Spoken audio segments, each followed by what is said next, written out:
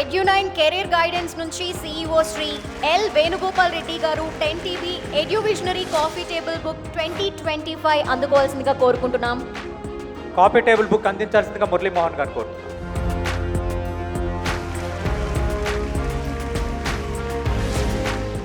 ఎడ్యు9 career guidance అనేది తెలుగులో పూర్తి స్థాయి ఎడ్యుకేషన్ సమాచారానికి సంబంధించినటువంటి యూట్యూబ్ ఛానల్ అన్నట్టు.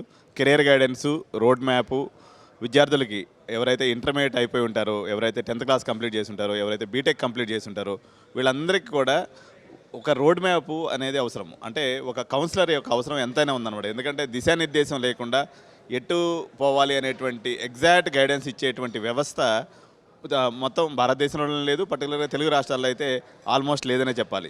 సో ఈ గ్యాప్ను ఐడెంటిఫై చేసినటువంటి మేము 20 years బ్యాక్ ఈ వ్యవస్థను స్థాపించడం జరిగింది.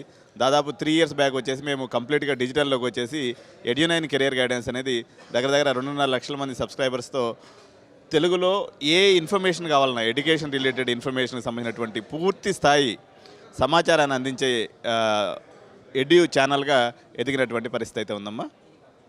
నిజంగా కూడా అంటే మీరు ఎంచుకున్న పాత్ చాలా డిఫరెంట్ అండ్ యూనిక్. ఎందుకంటే చాలామంది పిల్లలకి ఎటు వెళ్ళాలో తెలియదు, వాళ్ళ స్కిల్స్ వాళ్ళకి తెలియదు. సో ఇలాంటి టైంలో స్టూడెంట్స్కి మీరు ఎలాంటి సలహా ఇస్తారు సార్?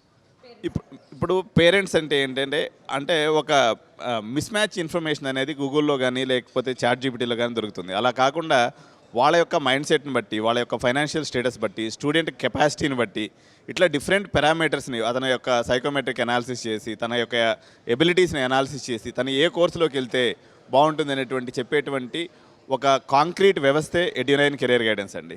సో తద్వారా ఏంటంటే తను 4 ఏళ్ళు అయిపోయిన తర్వాత అయ్యో ఇది నాకు సూట్ అవ్వలేదే, నేను ఇది అనుకోకుండా వేరేదేదో అయిపోయింది అనేటువంటి ఒక భావన లేకుండా ఒక క్లియర్ కట్ విజన్ తోటే ఒక పాత తెలుసుకొని రోడ్ మ్యాప్తో క్రియేట్ చేసుకొని కానీ ఎంటర్ అయినట్లయితే సక్సెస్ రేట్ అనేది చాలా ఎక్కువగా ఉంటుందండి. Thank you so much sir. Thank you.